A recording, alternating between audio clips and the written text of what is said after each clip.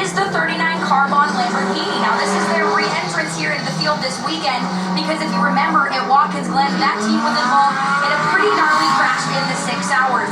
Heavy damage to that chassis, and of course, a quick turnaround the next weekend at Canadian Tire Motorsports Park.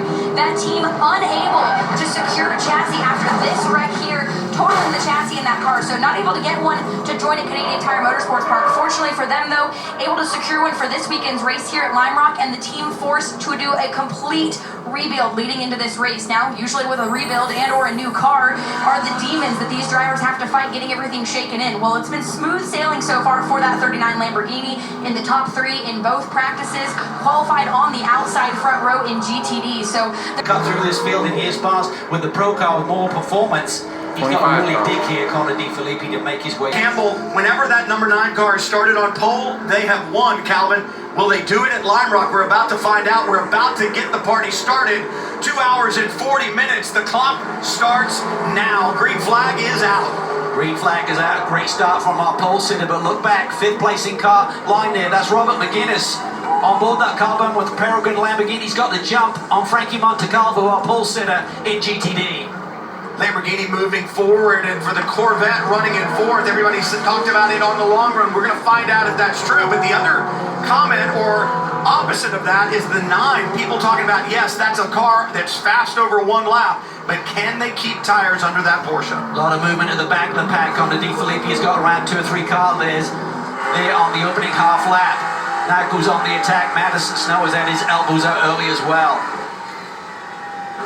Imsa WeatherTech Sports Car Championship running the alternate uphill, which has the braking zone, the right-left flick, and then back onto the original circuit. It's only about 50 feet or so less distance than the original circuit with the uphill, but adds another braking zone, adds another passing zone for these drivers. Look at this, Robbie Foley is backed up here at a solid qualifying hunt here yesterday in 4th position. He's lost several positions here on the opening lap. This is the home track for Turner Motorsport. And Calvin, it's an ECU issue. The team just came on radio saying we've seen a bunch of errors under the ECU. They're trying to ask Robbie to cycle the ECU, cycle the electronics inside that car, and ride around slowly instead of having to pit. So the team is talking him through what to do inside there, what switches to flip, and sort of what to do with the electronics inside the race car as they try to sort this out. ECU, electronic control unit. As we see Connor De Filippi, they're still trying to make some moves. So there you see the 96 car doesn't have the pace there. The 51 car gets a run on him, and here comes Cooper McNeil aboard the WeatherTech Racing entry. I think for Robbie Foley, he's got to decide, does he need to come a pit lane? I love the 12-hour around this race racetrack and just pull it over to the side, do a complete Control-Alt-Delete like you do on your computer at home, try and get that engine firing on all cylinders. Well, a lot of times that's exactly what fixes it, as Bill Auberland sits on the box and he's sitting there patiently. There's nothing that he can do. There's really not a lot Robbie Foley can do, but you want to get this taken care of sooner rather than later, Calvin. The longer you're out there, the farther back you fall, and the sooner you're going to go down the lap. Yeah, well, you're hoping for a yellow where there's an opportunity to do that without losing too much ground, but he's got to make that decision. Is he fixing anything on the fly? Are there any control settings that he can do? This new M4 debuted this year at Daytona is sensational in terms of all of the adjustments you can do within the steering wheel complex, all these switches and dials you can really sort of tune the car in with.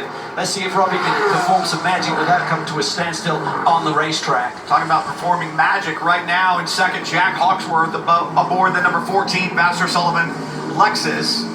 We talk about him missing a couple of races, that motocross accident. It has not slowed him down at all, and perhaps it's made him a little more hungry.